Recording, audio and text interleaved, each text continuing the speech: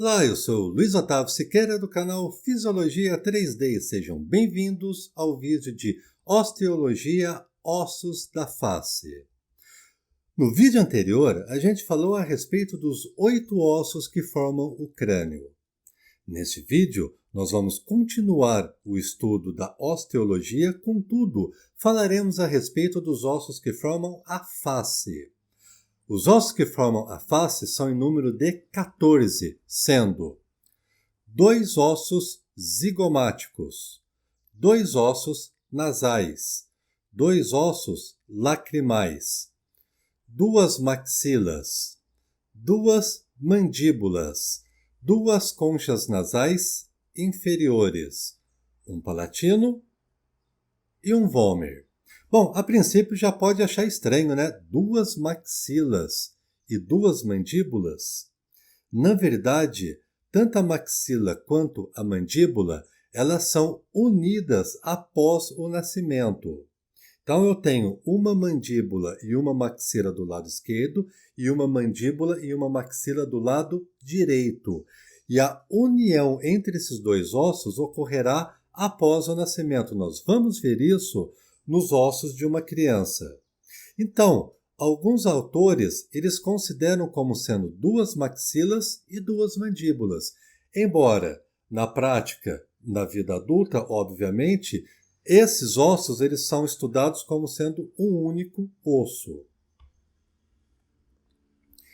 Vamos ver uma vista frontal do crânio para que a gente consiga já observar alguns ossos que vão formar o esqueleto da face. Veja, o esqueleto da face, constituído por 2 ossos nasais.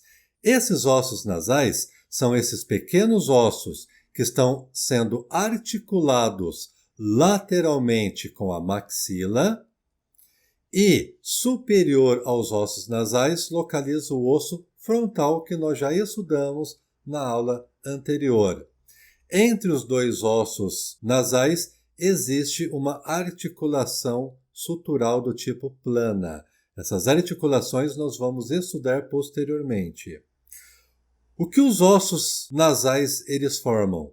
Eles auxiliam na formação da região que nós chamamos de dorso do nariz.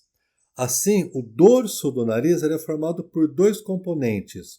Um componente ósseo, que são os ossos nasais, é o componente que forma cerca de 1/3 da região do dorso do nariz, e os 2/3 finais, até o ápice do nariz, é formado por cartilagem.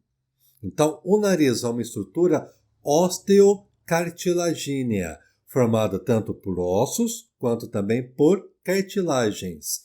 Agora, a gente acabou de aprender que uma parte óssea do nariz é formada pelos ossos nasais em número de 2. Abaixo do osso nasal, localiza-se a maxila. Lembra que eu disse para vocês que a maxila, por alguns autores, é considerada em número de 2. Dá para perceber nitidamente uma articulação mediana entre as maxilas, mas no adulto a gente vai tratar como sendo um único osso.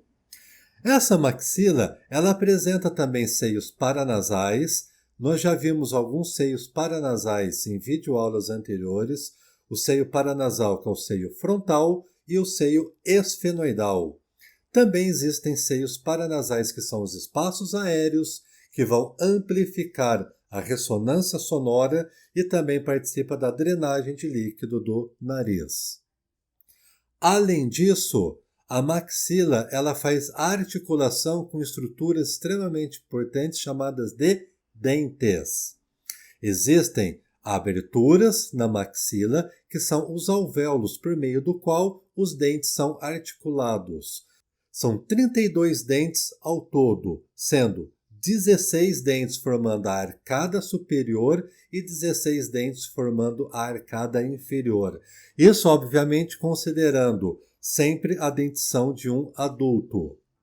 Em alguns materiais vocês podem ver que existem pessoas que não nascem com o 3º molar, que é o conhecido dente do siso. Mas isso é um tema para um outro momento.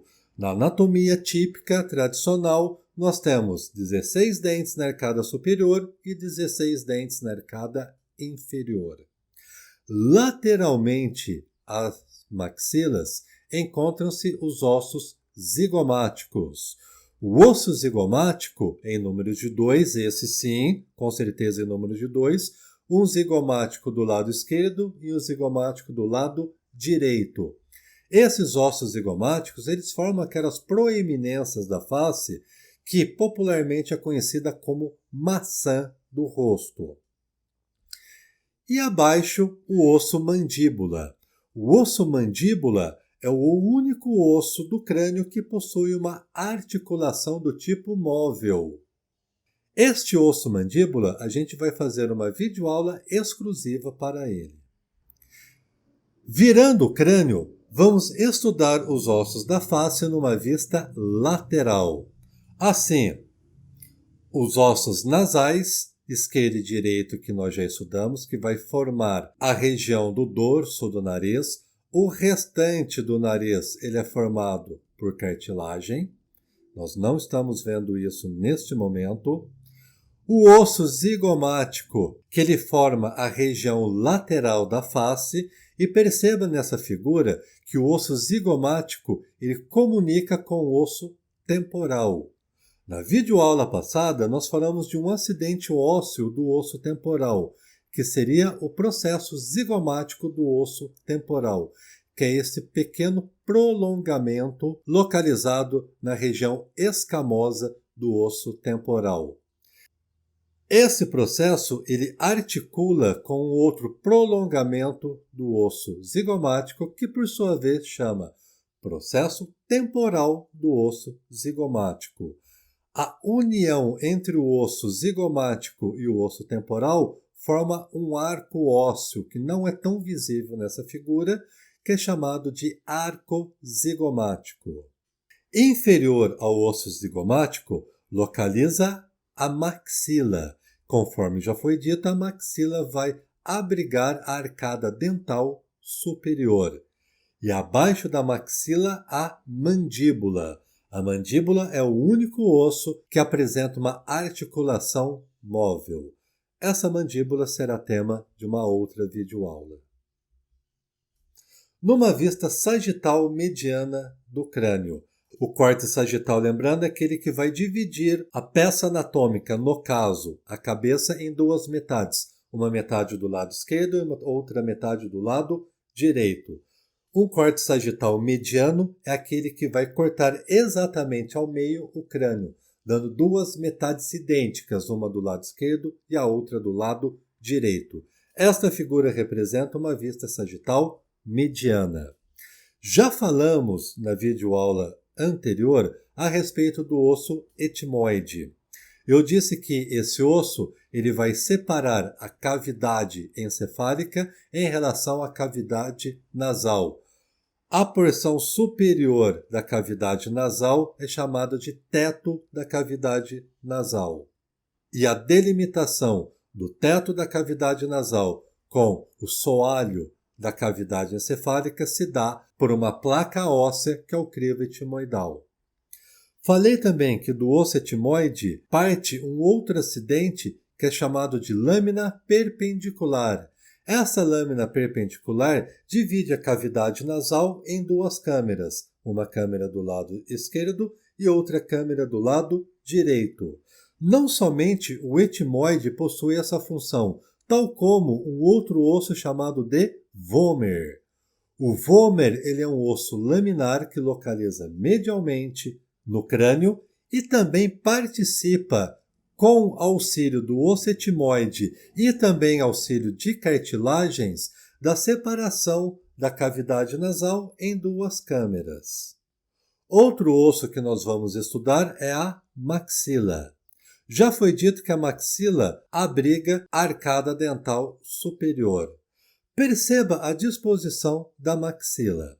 A maxila ela também vai separar a cavidade oral em relação à cavidade nasal.